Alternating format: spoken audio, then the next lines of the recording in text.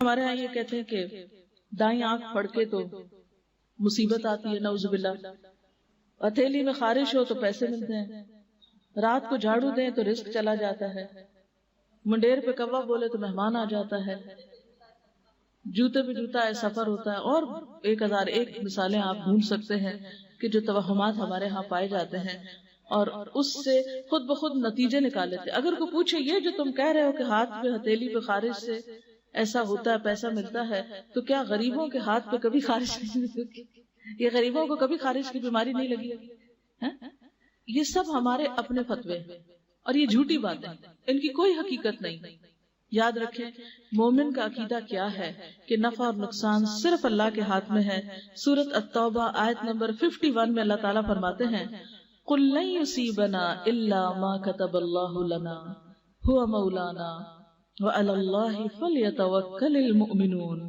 آپ کہہ دیجئے ہمیں ہرگز کوئی برائی یا بھلائی نہیں پہنچتی مگر وہ جو اللہ نے ہمارے لیے لکھ دی. اللہ ہی ہمارا مولا ہے اور اہل ایمان کو اسی پہ بھروسہ کرنا چاہیے.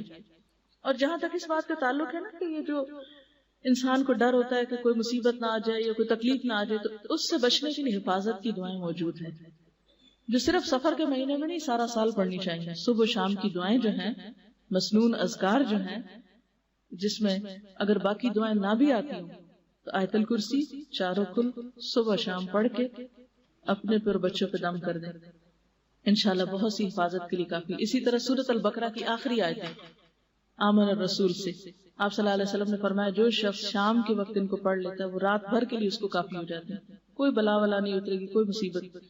اور یہ جو آخری آیتیں ہیں یہ اتنی خوبصورت آیتیں ہیں کہ آپ صلی اللہ علیہ وسلم نے ایک دفعہ فرمایا کہ آج آسمان کا ایک دروازہ ایسا کھلا ہے کہ جس سے پہلے کبھی نہ کھلا تھا، ایک فرشتہ ایسا اترا ہے جس سے پہلے کبھی نہ اترا تھا، اور وہ ایسی آیتیں لے کر آیا ہے جو آج سے پہلے کسی نبی کو نہیں ملی. اور وہ اللہ تعالیٰ نے زمین و آسمان کی تخلیق سے بھی 2000 سال پہلے لکھی تھی آیتیں. آمن الرسول سے آخر تک عرش کے خاص خزانے سے یہ آیتیں ملی ہیں ہم کو، ہم سے پہلے کسی امت کو نہیں ملی.